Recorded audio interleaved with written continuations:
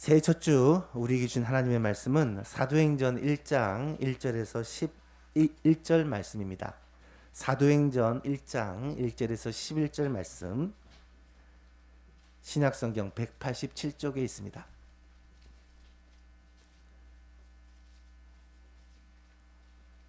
사도행전 1장 1절부터 17절까지 한 절씩, 11절까지 한 절씩 교독하시겠습니다. 데오빌로여, 내가 먼저 쓴 글에는 물은 예수께서 행하시며 가르치기를 시작하신부터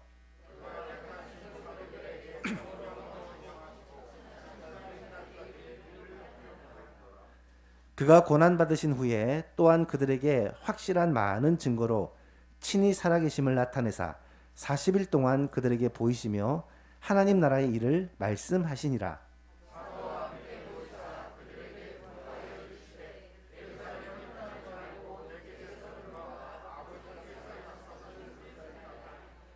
요한은 물로 세례를 베풀었으나 너희는 몇 날이 못되어 성령으로 세례를 받으리라 하셨느니라.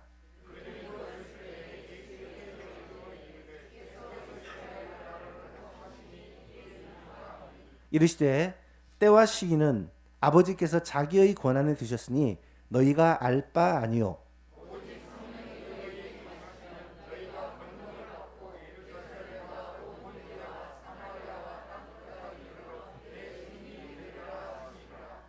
이 말씀을 마치시고 그들이 보는데 올려져 가시니 구름이 그를 가리워 보이지 않게 하더라.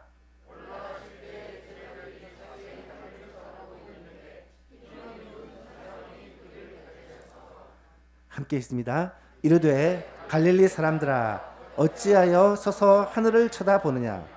너희 가운데에서 하늘로 올려지신 이 예수는 하늘로 가심을 본 그대로 오시리라 하였느니라. 아멘. 무엇이든지 첫 번째라는 것은 참 의미가 있는 것 같아요. 저희 가족 단톡방에 아침에 새해 첫 일출 장면을 찍어서 올린 사진이 몇 개가 올라오더라고요. 매일 때는 해지만 새해 첫 해기 때문에 의미가 있다고 생각하는 것 같습니다. 매주 우리가 예배를 드리지만 또 오늘은 2023년의 첫 번째 주일, 그것도 첫째 날에 주일로 하나님께 예배 드릴 수 있는 거 참 감사한 일입니다.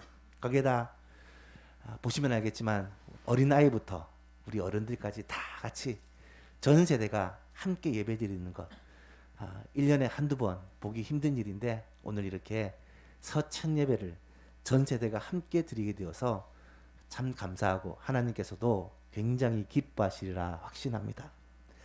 오래간만인 것 같아요. 이 빈자리가 없이 교회가 가득 차서 함께 예배드리는 것. 거의 3년 동안 거리두기다 뭐다 해서 함께 모여 예배드리는 게 쉽지 않았는데 다시금 이렇게 온 교회당이 가득 차서 예배드릴 수 있다는 것, 얼마나 감사한 일인지 알 수가 없습니다. 새해 첫 주를 맞아, 또 새해 첫날을 맞아 어젯밤에도 축복했지만 오늘도 한번 서로 축복했으면 좋겠습니다. 내가 마음을 담아서 우리 옆에 사람들, 앞뒤 있는 사람들에게 새해 복 많이 받으세요. 새해는 하나님의 은혜와 평강이 함께하기를 축복합니다. 서로 한번 축복합시다.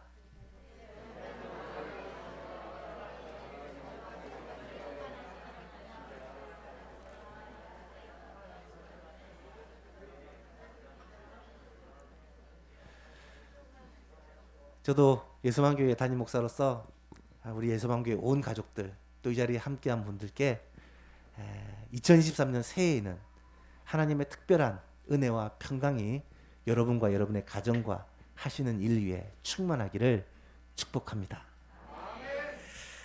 아멘 크게 하신 분에게 더 많이 하나님께서 축복해 주실 것입니다. 감사합니다. 송군 영신 예배 때도 말씀을 드렸지만 올해 우리 교회의 목표는 좋은 교회 만드는 것입니다. 좋은 교회가 어떤 교회라고 했습니까? 좋은 교회. 뭐 여러 가지가 생각이 나는데 정리가 안 되죠. 그렇죠. 좋은 교회는 가장 먼저 하나님이 보실 때 좋은 교회가 진짜 좋은 교회입니다. 하나님이 기뻐하시는 교회, 하나님의 기쁨이 되는 교회, 하나님이 진짜 원하시는 것을 행하는 교회가 좋은 교회겠죠. 그래서 교회의 가장 중요한 사명인 복음 전하여 영혼 살리는 일에 최선을 다하는 교회가 하나님 보실 때는 가장 좋은 교회일 것입니다.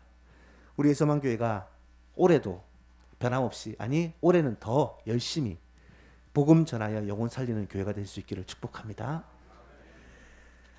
그리고 좋은 교회는 부흥하는 교회가 좋은 교회다라고 말씀을 드렸습니다. 부흥한다는 말은 하나님의 나라를 확장하는 것이고 믿는 자들이 더하여지는 것이기 때문에 이 부흥은 하나님이 가장 기뻐하신다라고 말씀을 드렸습니다. 어떻게 해야 교회가 부흥할 수 있을까? 두 가지를 어제 밤에 말씀을 드렸죠. 교회가 부흥하는 비결 중에 한 가지는 성도들이 교회를 좋아해야 교회가 부흥한대요. 교회 오는 것을 좋아해야 하고 교회에서 성도들과 함께 만나는 것을 좋아해야 되고 이렇게 함께 예배드리는 것을 좋아해야 된다는 거예요. 교회에서 행사를 하고 교회에서 놀러를 가도 세상 친구들과 노는 것보다 교회 사람들과 어울리는 게 더 기뻐야 돼요. 여러분 그렇습니까? 예, 그러면 하나님께서 우리 교회에 부흥의 복을 허락해 주실 것입니다. 또 한 가지 교회가 부흥하는 비결은 교회의 앞문은 활짝 열어놓고 뒷문은 꽉 닫는 것이다 말씀을 드렸습니다. 앞문을 활짝 열어놓는다는 말은 교회에서는 와도 되는 사람, 오면 안 되는 사람이 있어서는 안 된다는 거예요. 모든 사람들을 교회는 두 손 들고 환영해야 합니다. 그리고 교회에 오면 교회를 떠날 수 없도록 만드는 게 교회의 매력이잖아요. 그래서 교회는 서로 사랑하고 서로를 관심을 가지고 돌아보며 위에서 기도해주고 그리고 하나님 안에서 참된 성도의 교제가 우리 예수만교회에 꼭 필요하다는 것입니다. 그런 의미에서 우리 예수만교회 올해 구역 활동을 아주 열심히 하고자 합니다. 구역이 하나의 작은 교회가 되어서 서로가 서로에게 관심을 가지고 돌보는 그런 아름다운 모습이 회복되기를 원하고, 물론 전도회도 활발하게 활동하여서 교회에 오면 즐겁고 좋은 교회, 하나님이 우리 교회를 통하여 하시고자 하는 일을 마음껏 하실 수 있는 그런 예수만 교회가 되었으면 좋겠습니다. 바라기는 2023년 새해에는 하나님이 보실 때 더 좋은 교회가 되기를 간절히 소원하고, 우리가 느끼기에도 예수만 교회가 더 좋은 교회라는 그런 느낌이 드는 2023년 한 해가 될 수 있기를 예수님의 이름으로 축복합니다. 이 목표를 이루기 위해서 올해 우리 교회는 주일 오전 예배 시간에 어떤 말씀으로 함께 말씀을 나눌 거냐 하면 교회 탐방을 좀 해보려고 합니다. 2023년의 표가 은혜와 평강이 충만한 교회입니다. 1월부터 12월까지 교회 탐방을 좀 하려고 하는데 이런 교회들을 한번 탐방해 보려고 합니다. 코로나 때문에 외국 교회는 못 나가겠고 또 성지순례도 못 가겠고 뭐 이런저런 이유 때문에 다른 교회는 못 가봐도 우리가 성경에 있는 교회들은 탐방해 볼 수 있잖아요. 또 교회사에서 정말 중요하고 좋은 교회들을 우리가 탐방해 볼 수 있습니다. 이 자리에서 말씀을 통해서 우리가 살펴볼 수 있다라는 거예요. 1월과 2월에 우리가 함께 탐방해 볼 교회가 어디냐? 바로 초대 예루살렘 교회입니다. 초대 예루살렘 교회가 어떤 교회입니까? 최초의 교회예요. 예수 그리스도께서 승천하시고 보혜사 성령께서 임하심으로 말미암아 세워진 첫 교회입니다. 그런데 이 교회가 지금까지 모든 교회 가운데 가장 좋은 교회, 이상적인 교회 가운데 하나였다라는 거예요. 그래서 이 초대 예루살렘 교회를 잘 연구하고 분석하고 우리 교회도 그 교회의 장점들, 좋은 점들을 닮아갔으면 좋겠다라는 마음으로 이 초대 예루살렘 교회를 말씀을 통해 탐방하려고 합니다. 오늘은 가장 먼저 이 교회가 세워지게 된 배경, 즉 오순절 성령 강림 사건으로 말미암아 이 초대 예루살렘 교회가 처음 세워지게 되기까지 그 과정을 성경을 통해 잠시 살펴보면서 우리 예수만 교회도 성령의 임재와 충만으로 말미암아 교회가 다시 한번 뜨겁게 세워지는 귀한 기회가 될 수 있기를 축복합니다. 사도행전은 예수 그리스도의 부활과 승천 이후에 약 30년 정도의 역사를 기록한 책입니다. 예수님께서는 이 땅에서 30여 년을 사셨고 승천을 하셨습니다. 그 후에 30년 정도를 기록한 역사가 이 사도행전이라는 말입니다. 초기기 기독교 역사를 한마디로 얘기하면 교회가 세워지고 성장하는 과정이에요. 그래서 기독교 역사는 곧 교회사라고 합니다.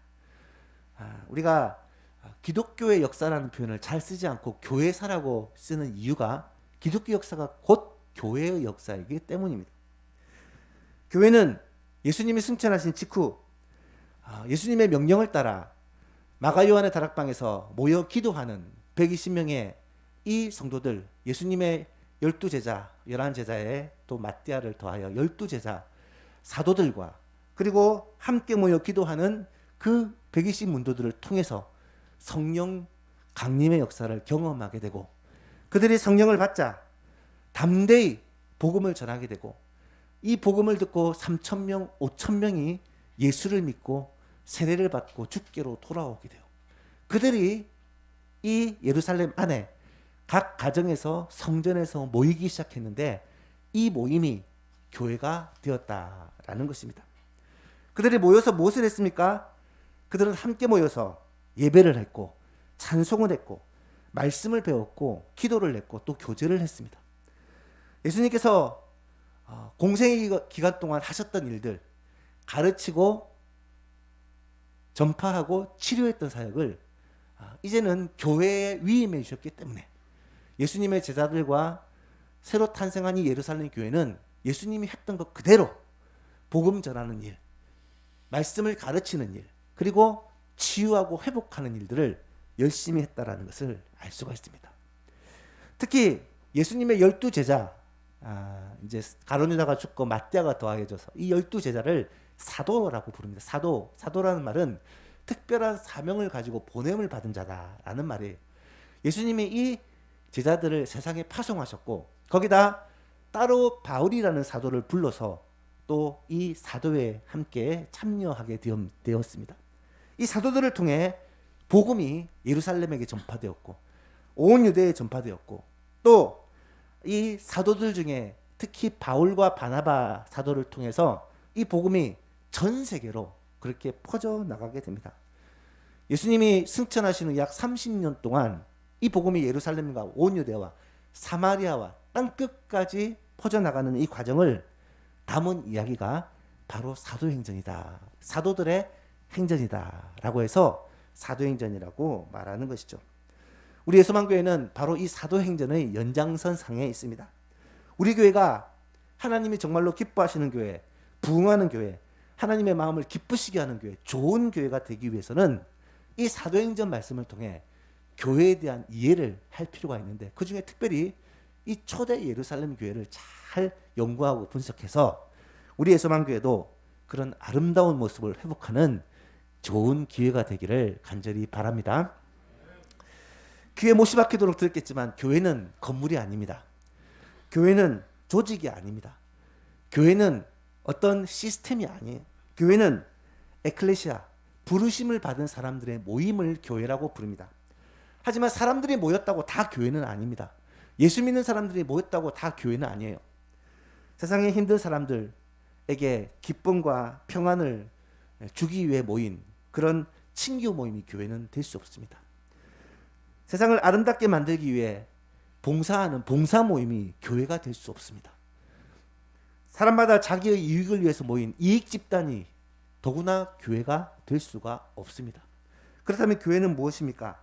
하나님께서는 예수 그리스도를 이 땅에 보내셔서 인류를 구원하시거나 사람을 살리고자 하는 그 구원 계획을 시작하셨고 예수님은 이 땅에서 십자가와 부활이라는 이 구속사역을 완성을 하셨으며 또 예수님은 하늘로 올리신 후 성령을 보내셔서 이 예수 그리스도의 죽으심과 부활, 이 복음을 믿는 자들에게 구원을 주시기로 우리에게 이 구원 사역을 행하고 계십니다.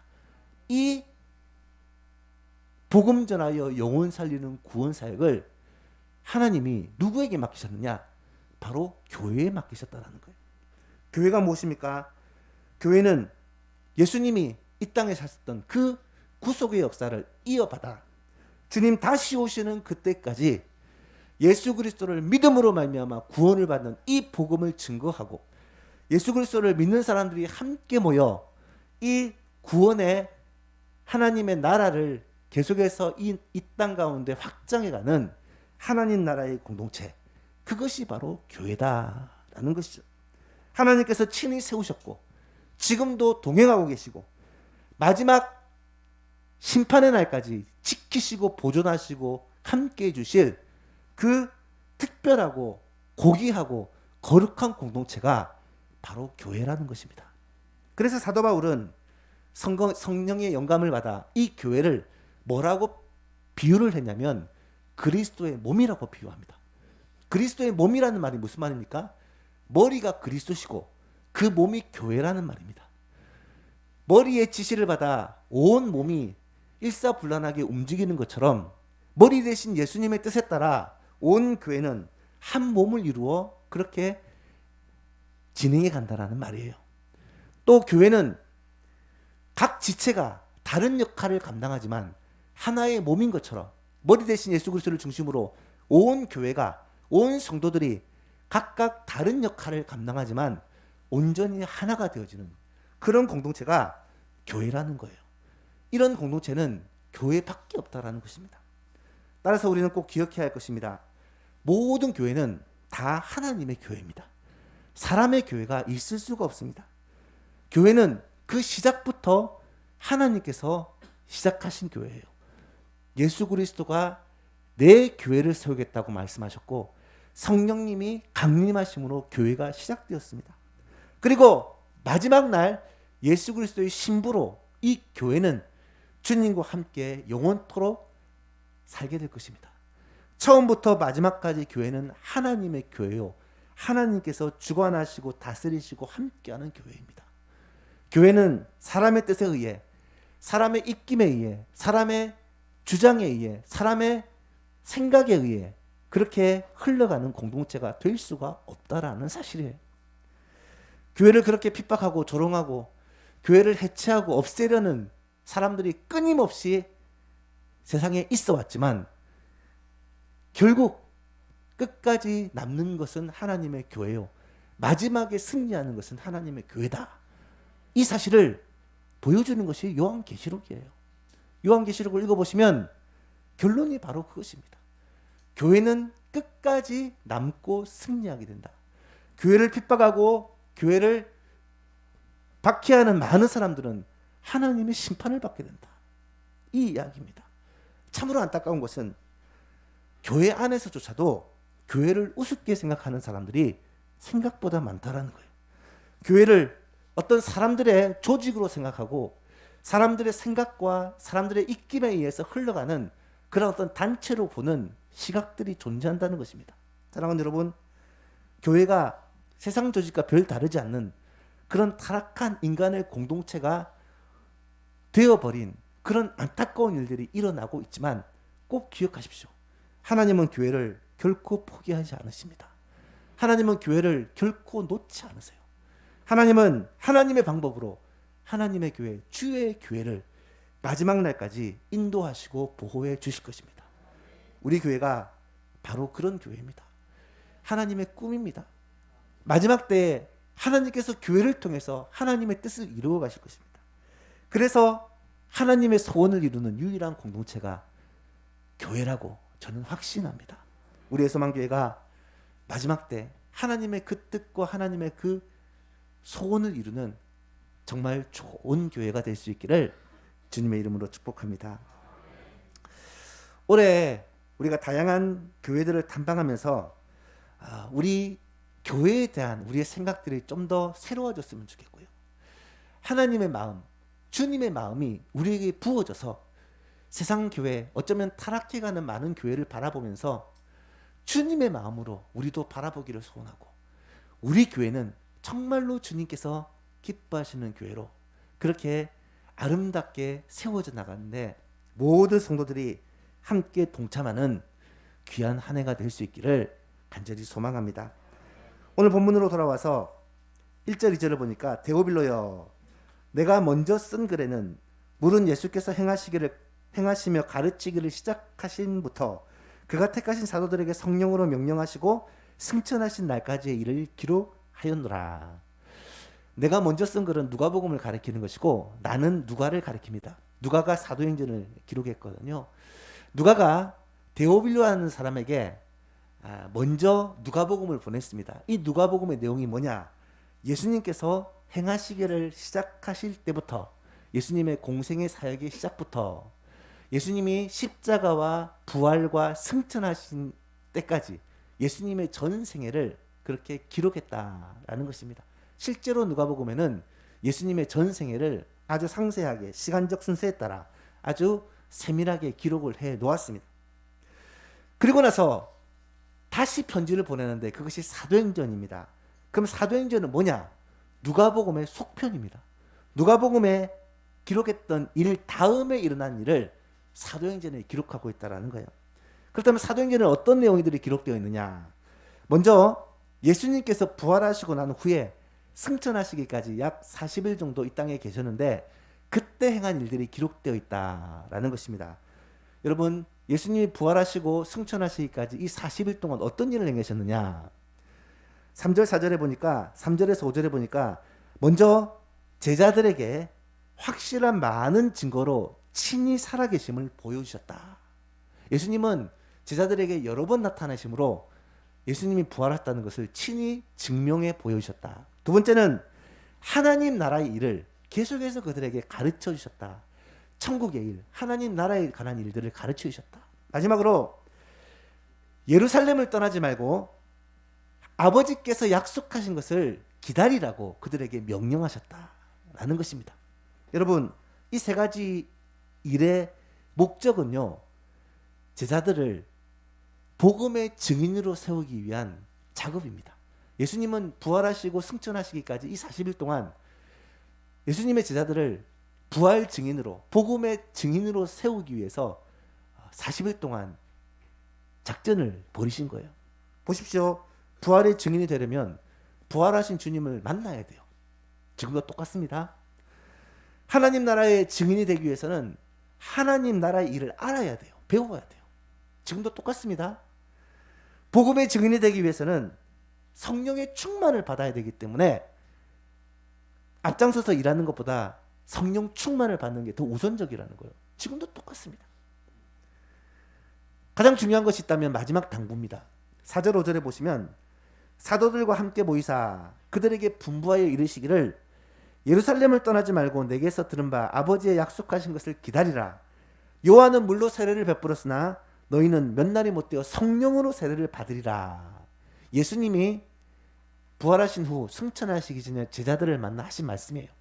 이 내용이 누가복음에도 실제로 기록이 되어 있습니다. 누가복음 24장 45절 이하에 보니까 이에 그들의 마음을 열어 성경을 깨닫게 하시고 또 이르시기를 이같이 그리스도가 고난을 받고 3일에 제3일에 죽은 자 가운데서 살아날 것과 또 그의 이름으로 죄사함을 받게 하는 회개가 예루살렘으로부터 시작되어 모든 족속에게 전파될 것이 이미 성경에 기록되었으니 너희는 이 모든 일의 증인이다.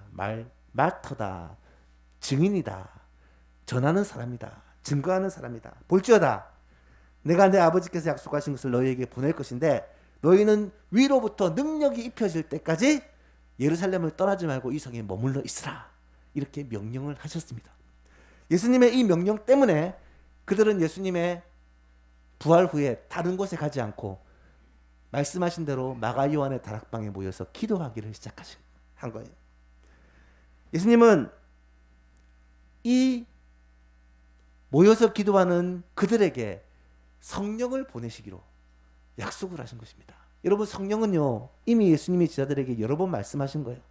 요한복음 14장에서 16장 사이를 읽어보시면 예수님은 보혜사 성령을 너희에게 보내시겠다는 이야기를 계속해서 말씀을 하셨습니다. 내가 아버지께로 가면 보혜사 성령님이 너희에게 와서 너희와 영원토록 함께 할 것이고 너희 속에 아예 거주하고 계실 것이다. 이렇게 말씀해 주셨습니다. 그래서 예수님이 떠나는 것이 결코 너희에게 손해가 아니다. 어쩌면 예수님이 떠나는 것이 너희에게 유익이라고 말씀하셨어요. 요한복음 16장 5절 이하에 보면 지금 내가 나를 보내신 이에게로 가는데 하나님께로 가는데 너희 중에 나더러 어디로 가는지 묻는 자가 없고 도리어 내가 이 말을 함으로 너희 마음에 근심이 가득할 뿐이다. 그러나 내가 너에게 실상을 말하노니 사실을 말하노니 내가 떠나가는 것이 너희에게는 유익이다. 왜냐하면 내가 떠나가지 아니하면 보혜사가 너희에게로 오시지 아니할 것이요 내가 가면 보혜사를 너희에게로 보낼 것이기 때문이다. 이렇게 말씀을 하십니다. 주님은 제자들에게 예루살렘을 떠나지 말고 내가 약속한 그 보혜사 성령을 보낼 때까지 그곳에 기다리라고 명령을 하셨고 그 명령을 하신 후에 예수님이 가시고 난 후 얼마가 되지 않아 약속하신 대로 그 모인 무리들이 성령을 받게 됩니다. 여러분, 성령을 받는 것이 왜 중요합니까? 성령이 오셔서 무엇을 어떻게 하신다는 말입니까? 그 사실을 8절에 오늘 본문 8절에 분명히 말씀하고 있습니다. 8절 말씀 같이 한번 읽어볼까요? 시작. 오직 성령이 너희에게 임하시면 너희가 권능을 받고 예루살렘과 온 유대와 사마리아와 땅끝까지 이르러 내 증인이 되리라 하시니라. 아멘. 오직 성령이 너희에게 임하시면 약속하신 성령이 너희에게 오시면 어떻게 된다는 것입니까? 권능을 받게 된다는 거예요. 권능을 받게 된다는 거예요. 그리고 예루살렘과 사마리아와 온 유대와 사마리아와 땅끝까지 이르러서 예수님의 증인이 된다는 것입니다. 성령이 임하면 어떻게 되냐? 권능을 받아서 주님의 증인이 될 수 있다는 말입니다. 앞에서 사도행전의 역사는 곧 교회의 역사라고 말씀을 드렸습니다. 교회의 역사를 한마디로 얘기하면 복음 증거하는 역사예요. 예수님 증인이 되는 역사입니다. 교회의 사명은 이것입니다. 복음 증거하여 영혼 살리는 것, 복음 전하여 예수 믿게 하는 게 교회의 사명이에요. 이 사명을 교회가 끝까지 감당해야 되는 거예요. 주님 다시 오실 때까지 감당해야 되는 거예요. 주님을 믿어야지만 구원받을 수 있고 이 주님을 증거해야지, 전해야지만 이 복음을 들을 수 있기 때문입니다. 그런데 여러분, 교회가 이 분명한 사명을 감당하기 위해서는 꼭 필요한 게 있다는 거예요. 교회가 교회의 가장 중요한 이 사명을 감당하기 위해서는 반드시 이 권능이라는 게 있어야 된다는 거예요. 이 권능을 들어보셨을 거예요. 헬라어로 듀나미스라고 하는데 이것은 다이나마이트라는 이것의 원어입니다. 나온 유래입니다. 힘이에요. 힘, 파워입니다. 능력입니다. 여러분, 우리의 소망교회도요, 힘이 있어야, 능력이 있어야, 권능이 있어야 교회의 사명을 감당할 수 있습니다. 우리의 소망교회가 하나님께서 우리 교회를 통하여 하시고자 하는 일들을 하려 할 때 이 권능이 없으면 감당할 수가 없어요.